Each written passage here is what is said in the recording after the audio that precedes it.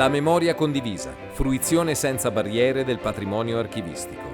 Dalla musica alla storia dell'arte, alla storia del Novecento. L'importanza degli archivi, tesori dell'Archivio di Stato di Ancona. Grazie ai documenti conservati negli archivi di Stato, possiamo esplorare e conoscere la nostra storia collettiva e personale, focalizzando l'attenzione anche su aspetti poco conosciuti. Abbiamo scelto per voi 3 temi legati alla musica, alla storia dell'arte e alla storia del Novecento di Ancona e del suo territorio, attraverso documenti particolarmente significativi. Pensiamo alla tradizione musicale, così identitaria per il nostro paese. Negli archivi sono conservati spartiti musicali, libretti d'opera, manifesti degli spettacoli, statuti e regolamenti di teatri, documenti che sono fondamentali per illustrare la storia di un teatro, il gusto musicale di un'epoca, gli interessi del pubblico, la vita e la carriera di artisti lirici e teatrali. Entriamo ora nella storia del Teatro delle Muse di Ancona attraverso i documenti conservati nell'Archivio di Stato.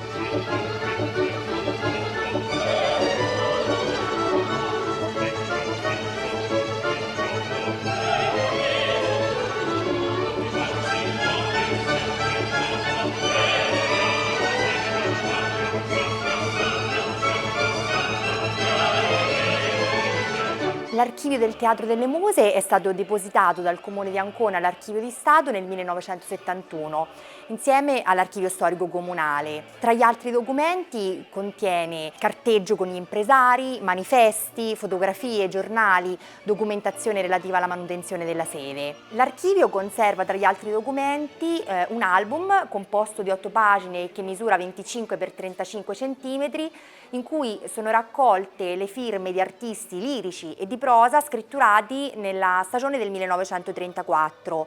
Ogni pagina è dedicata a una compagnia teatrale o ad uno spettacolo che solitamente è identificato con titolo e data di messa in scena.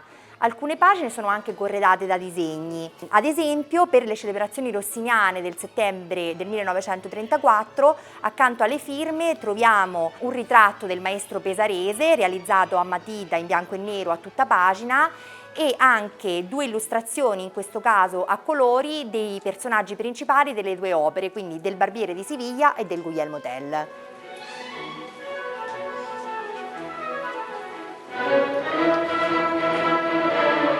In archivio si conserva inoltre una grande locandina che misura 1 metro per 74 centimetri, dedicata alla rappresentazione dell'Aida di Giuseppe Verdi, messa in scena nella stagione di primavera del 1873. Nella locandina è presente una sorta di grande arco di trionfo che circonda il testo con le informazioni relative allo spettacolo. Alla base dell'arco di trionfo sono raffigurate 2 sfingi e le colonne sono decorate con una serie di motivi a tema egizio. Nell'archivio del Teatro delle Muse di Ancona vi mostro un piccolo esempio. Si tratta di una lettera di Gioacchino Rossini che il grande autore pesarese scrisse da Bologna il 22 marzo del 1847 perorando la causa di una cantante lirica, Anna Janic, che doveva essere messa sotto contratto dalla direzione degli spettacoli del Teatro Dorico, del Teatro di Ancona. Certamente si tratta di un piccolo segno, di una piccola testimonianza, ma questa è la ricerca storica, questa è l'importanza di conservare la documentazione. Piano, piano, terra, terra, sottovoce, sibilando, va scorrendo, va scorrendo, va ronzando, va ronzando. Il testamento Spontini testimonia il grande compositore maiolatese anche sotto un altro punto di vista, quello della filantropia. Egli infatti fu un grande filantropo, avendo fondato una serie di istituzioni benefiche, dopo aver accumulato una grande ricchezza nella sua vita artistica, vissuta tutta fuori dall'Italia. Prima a Parigi, nella Parigi napoleonica, e poi nella Berlino di Federico Guglielmo III.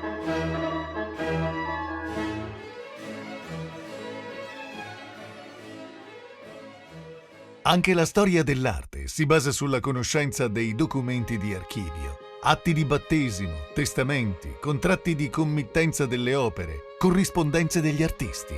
Tutto concorre a delineare la creazione di un'opera, i materiali utilizzati, le dinamiche di mercato, la devozione delle confraternite e l'intervento di autorità pubbliche o di privati cittadini che concorrono alla spesa per un dipinto. Approfondiamo ora le vicende della committenza di due importanti pale d'altare di Lorenzo Lotto. La Madonna e Santi, nota come Pala della Labarda di Ancona, già nella chiesa di Sant'Agostino di Ancona del 1538, e la Pala di Santa Lucia di Iesi, realizzata nel 1532.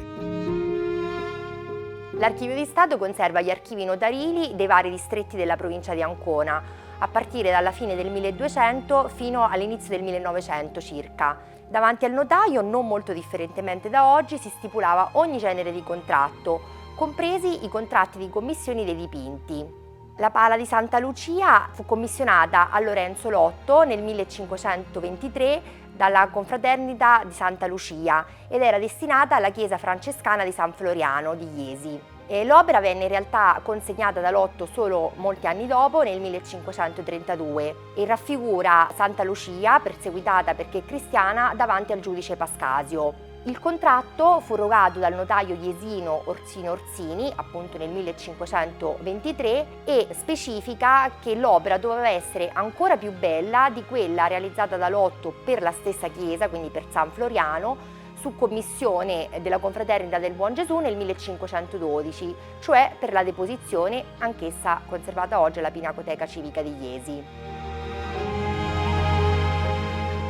Nell'archivio notarile di Ancona si conserva il contratto per la cosiddetta Pala della Labarda, commissionata a Lorenzo Lotto da Simone De Giovannino Pizzoni. Il contratto fu rogato dal notaio anconetano Angelo Cicconi il 1 agosto 1538. Il registro dove è conservato quest'atto è stato sottoposto a un accurato intervento di restauro in quanto presentava dei danni dovuti all'umidità. La cosiddetta Pala della Labarda raffigura la Madonna con il Bambino e i santi Stefano, Simone Zelota, Giovanni Evangelista e Lorenzo, ed era destinata alla chiesa di Sant'Agostino di Ancona, mentre oggi si conserva alla Pinacoteca Comunale Francesco Podesti della città.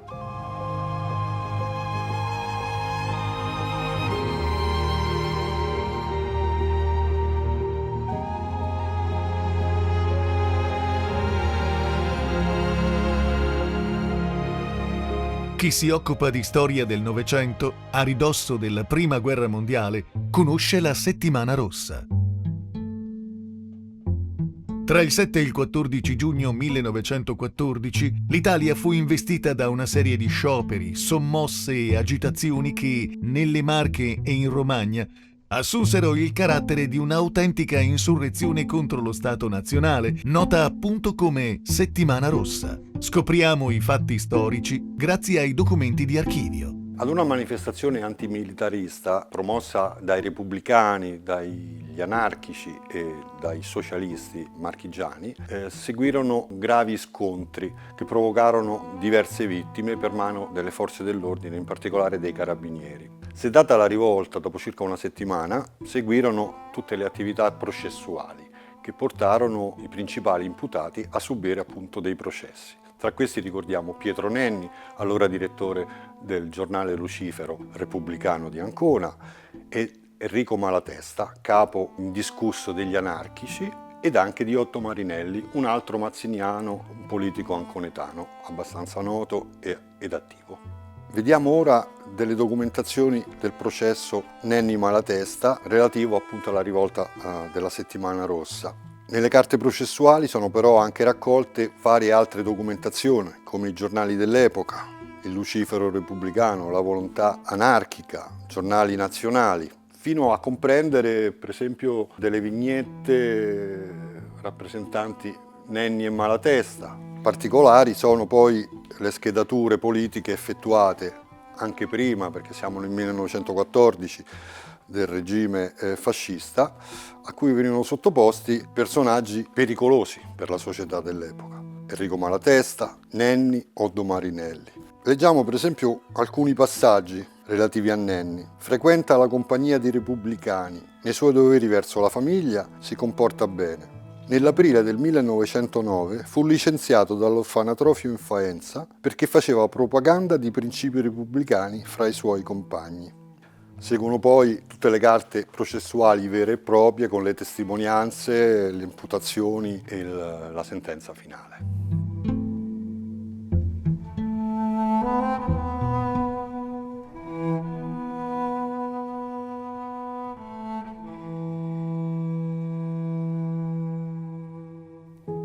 Le voci sono di Carlo Giacomini, direttore, e Silvia Caporaletti, archivista e vice direttrice dell'Archivio di Stato di Ancona, che hanno raccontato l'Archivio di Stato, la sua storia, il suo patrimonio e la sua funzione. Il video si apre con il logo del Ministero della Cultura, il logo dell'Archivio di Stato di Ancona e il logo del Museo Tattile Statale Omero. Uno zoom geografico su Ancona, la Mole Vanvitelliana, il Teatro delle Muse. Si susseguono immagini dell'archivio e immagini di alcuni manufatti presenti all'interno. Si ringrazia la Fondazione Teatro delle Muse di Ancona per gli estratti da La Cenerentola di Gioacchino Rossini, stagione lirica 2018, e Il Barbiere di Siviglia di Gioacchino Rossini, stagione lirica 2017. Si ringrazia il Rossini Opera Festival di Pesaro per l'estratto da Il Barbiere di Siviglia, da Aria di Basilio, La calunnia è un venticello, registrata all'Adriatica Arena di Pesaro nell'agosto 2018. Si ringrazia la Fondazione Pergolesi Spontini di Iesi per l'estratto da Li puntigli delle donne di Gaspare Spontini, Festival Pergolesi Spontini del 2008. La memoria condivisa, fruizione senza barriere del patrimonio archivistico, è un progetto promosso dal Ministero della Cultura, l'Archivio di Stato di Ancona, con la collaborazione del Museo Tattile Statale Omero.